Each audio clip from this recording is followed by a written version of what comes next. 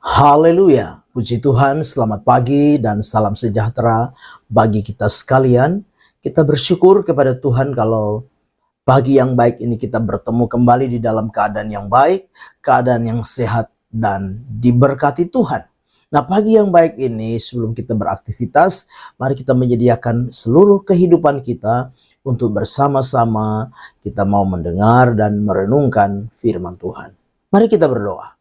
Bapa di dalam surga, Bapa di dalam nama Tuhan kami Yesus Kristus, Bapa yang memperkenankan setiap kami ada sampai pagi hari ini. Pagi yang baik ini kami mau mendengarkan firman-Mu ya Bapa. Itu sebabnya urapi kami, berkati kami sekalian, agar firman itu jadi rema, jadi berkat di dalam setiap kehidupan kami. Kami serahkan semua dalam tangan Tuhan. Dalam nama Tuhan kami Yesus Kristus kami berdoa. Haleluya. Amin. Puji Tuhan. Pagi hari ini tema firman Tuhan yang ingin saya sampaikan kepada kita sekalian, yaitu hidup dalam kebenaran. Sekali lagi, tema firman Tuhan yaitu hidup dalam kebenaran. Mari kita perhatikan firman Tuhan di dalam 1 Yohanes 2 ayat 29. 1 Yohanes 2 ayat 29, demikian firman Tuhan. Jikalau kamu tahu bahwa Ia adalah benar, kamu harus tahu juga bahwa setiap orang yang berbuat kebenaran lahir daripadanya. Nah, Bapak Ibu jemaat yang kekasih di dalam Tuhan kita Yesus Kristus, lewat firman Tuhan pagi hari ini kita mau belajar bersama-sama untuk hidup di dalam kebenaran. Hidup di dalam kebenaran bukanlah satu hal yang mudah, bukanlah satu hal yang gampang. Segampang kita membalik telapak tangan kita.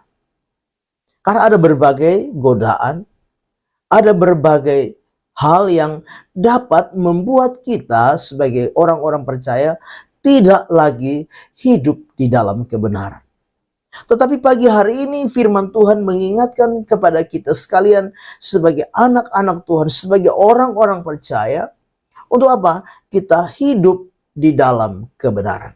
Nah, ada dua alasan yang bisa kita lihat dari kebenaran firman Tuhan ini yang dapat menjadi dasar bagi kita untuk hidup di dalam kebenaran. Yang pertama bahwa apa? Tuhan itu adalah pribadi yang benar. Nah, alasan ini yang harus menjadi dasar bagi kita. Tuhan yang kita sembah, Tuhan yang kita imani, Tuhan yang kita percayai, Tuhan yang kita layani. Di dalam Yesus Kristus adalah Tuhan yang benar. Dengan jelas dikatakan dalam bagian A daripada 1 Yohanes 2 ayat 29, jikalau kamu tahu bahwa Ia adalah benar.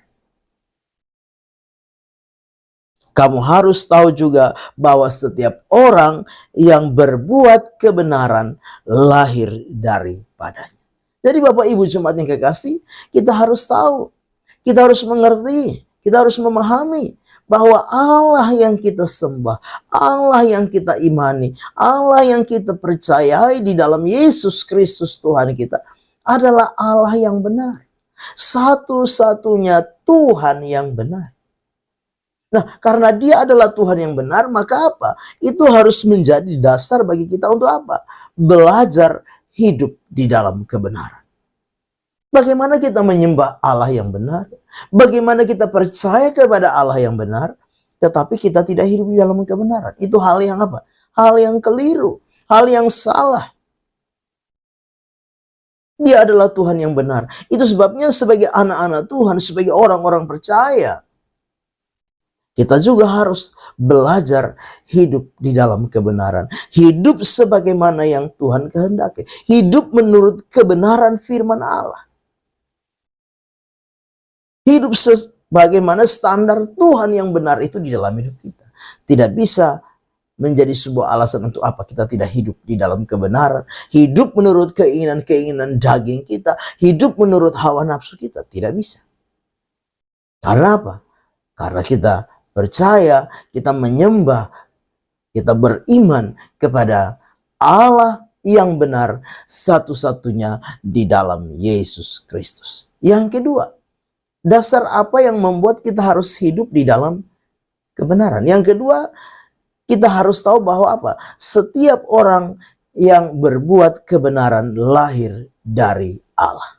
Sekali lagi, yang kedua, setiap orang yang berbuat kebenaran lahir dari Allah. Artinya apa? Kita harus sadar bahwa di dalam setiap kehidupan kita sebagai orang percaya, ada benih ilahi di dalam hidup kita. Ada benih ilahi dalam hati kita. Nah, itu sebabnya kalau ada benih ilahi itu di dalam setiap kehidupan kita, ada benih ilahi dalam setiap hati kita, maka apa? Benih ilahi itu akan apa? Melahirkan perbuatan-perbuatan benar. Benih ilahi itu akan melahirkan hal-hal yang benar di dalam setiap kehidupan kita. Kita akan melakukan kebenaran demi kebenaran di dalam hidup kita. Karena yang ada di dalam hidup kita adalah apa? Benih ilahi. Ya, benih dari Tuhan yang benar itu ada di dalam hidup kita. Sehingga itu menjadi dasar untuk apa? Kita berbuat kebenaran di dalam hidup ini. Bapak Ibu jemaat yang kekasih di dalam Tuhan kita Yesus Kristus. Taruhlah di dalam setiap kehidupan kita. Taruhlah di dalam setiap hati kita. Di dalam pikiran kita. Bahwa apa? Di dalam diri kita ada benih ilahi.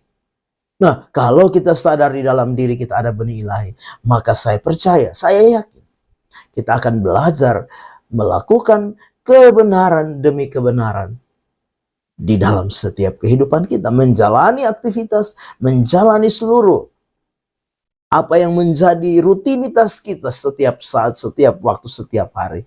Kita akan melakukan kebenaran lewat sikap, lewat perbuatan, lewat tutur kata kita. Yaitu kebenaran, kebenaran dan kebenaran yang akan kita lakukan di dalam hidup ini. Amin. Mari kita berdoa. Bapa di dalam surga, terima kasih buat firman Tuhan yang sudah kami dengar. Biarlah firman itu jadi rema, jadi berkat, jadi kekuatan di dalam hidup kami. Berkati kami semua, umat-Mu, sidang jemaat-Mu yang ada di GPDI Narwastu Bima ini. Kamu berkati sepanjang hari ini, apa yang kami upayakan dan kerjakan, Tuhan berkati buat berhasil. Bahkan karuniakan kesehatan, kekuatan baru di dalam hidup kami. Kami melangkah bersama Tuhan di hari baru ini. Kami mengucap syukur dalam nama Tuhan Yesus Kristus kami berdoa. Haleluya. Amin.